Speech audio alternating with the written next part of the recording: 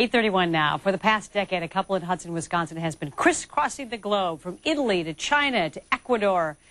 No, this isn't a hedonistic venture. They are donating their time, and that's why they are our Global Volunteers of the Month. Joining us are Betty and Dwane Peterson. Welcome so much. Thank you, Alex. Thank you.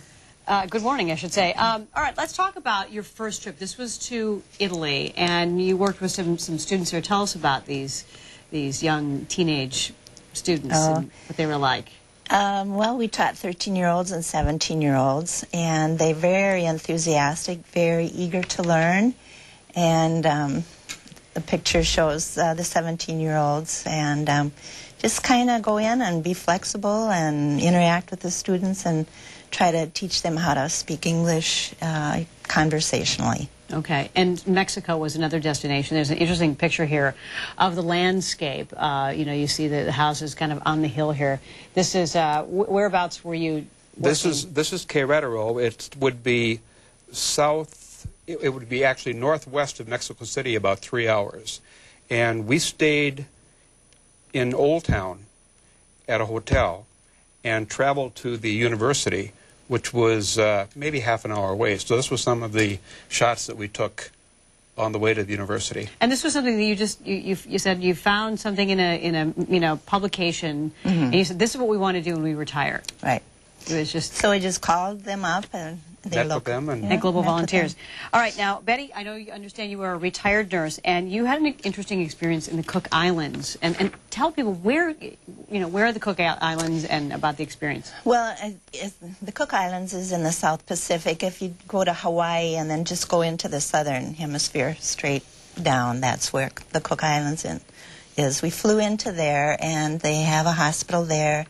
So we worked in the hospital, worked in surgery, helped deliver babies. Did you help deliver this baby? Yes. Mm-hmm. Yeah. And what is their situation there? Are they, is there a lot of poverty? Were they in dire need of people working in hospitals? Yes, yes, because they're so isolated. It's hard for them to get supplies and get people to work there. It's an island that's 38 miles around, and their hospital was actually closed for 2 years before we got there, and it had just been reopened. So they didn't have a hospital? They had closed it. Yeah. Wow. Okay. Now, one of your favorite volunteer trips was in China, I understand. We've got a picture here, and this is a very large group of students. Tell us about this experience. I think that Betty and I were both shocked the first time we walked into a classroom. We each had about 70 students, and this, I think, is Betty's class. But we didn't have a English-speaking Chinese teacher with us. We were in there by ourselves, and we. How do you do that? You walk in and nobody speaks English, and you couldn't speak Chinese. The students had English, but what they didn't understand is the nuances and the inflections of the English language. So, if we had trouble communicating, we would write things on the board. And their grammar was quite good, so they could understand if it was written. And then we just worked with them on pronunciation, because they'd heard it from a Chinese-speaking, English teacher. Okay, I want to quickly get in two pictures in Costa Rica. One is in a rainforest, and I understand what you did here. Here you are just walking up some stairs. Well, they're not really stairs, I guess. Yeah. Walking up the hill.